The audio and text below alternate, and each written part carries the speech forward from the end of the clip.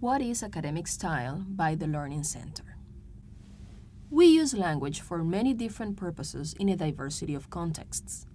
We socialize at parties, discuss projects at work, read the news, or enjoy novels.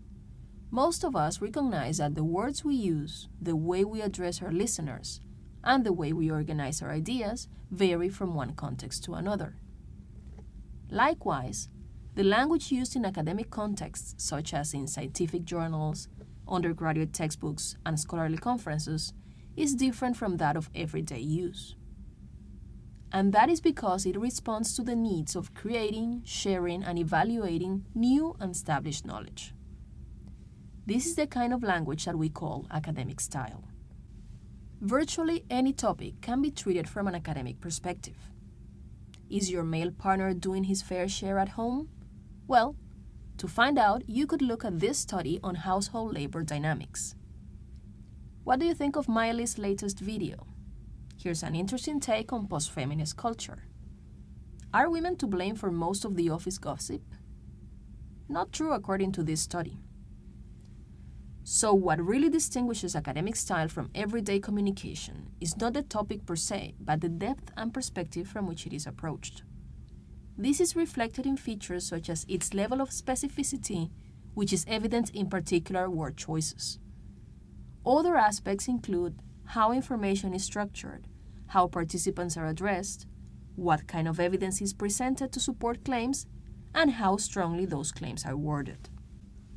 We'll illustrate these differences with 3 different texts on the same topic. Imagine you were going to participate in a marathon and were wondering about using a nutritional supplement to help you run better.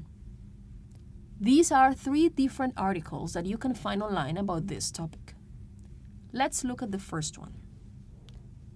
This one comes from an online magazine about sports and nutrition called Triathlete.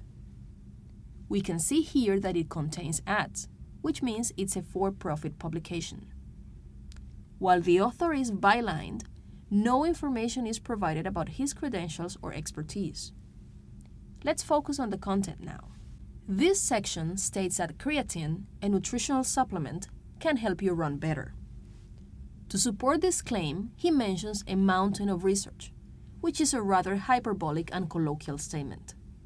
But more importantly, no evidence is provided to back up this claim. Where is this mountain of research? How can we access it? Notice also the strength of the claims made. Creatine enhances the gains, is proven to boost performance.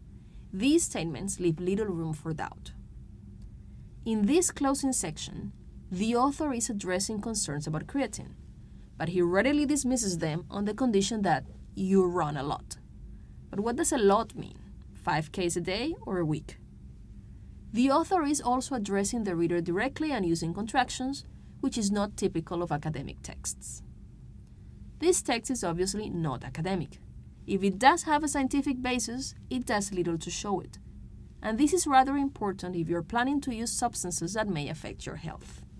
Let's move on to the second one. This one comes from a website called The Conversation, which publishes fact-checked information produced by experts in the field for a general audience. It's a non-profit organization and therefore contains no advertising. You can see here the author's credentials and her affiliation, making evident any potential conflict of interest. As the aim is to inform the general public about the risks and benefits of sports supplements, it also addresses the audience as you and uses some colloquial expressions. Yet, it does support its claims by providing evidence in the form of links to research articles and a systematic review. Also notice the more cautious language, appears to enhance, can or could be beneficial, as opposed to enhances the gains or is proven to boost performance in the previous article. However, this article has not been reviewed by another expert in the field who may raise valid criticism or limitations of the findings. Our third example comes from an academic journal indexed in the Ovid database. This indicates papers published here have undergone a rigorous peer review process. We can also see the author's affiliations to important academic institutions. We can see here that the content looks very different from that of the previous two examples. A specific supplement, PEG creatine, at very specific doses, has been tested using a randomized controlled trial. The results are also stated in very specific terms. Their particular findings are compared to previous research that employed different doses and methods. So these results must be interpreted in light of the specific conditions in which the experiment was set. Notice also that words tend to be longer and there are no direct references to the reader, colloquial expressions, or contractions. These features make it a typical example of a particular type of academic text, the research article. Now, it's important to clarify that the distinction between academic and non-academic is not a black and white one. Rather, it's more of a continuum where we could find, for example, tweets from the general public towards a non-academic extreme, TED Talks could be somewhere in the middle, and research articles towards the academic end. But even within the academic realm, there will be significant variation between text types.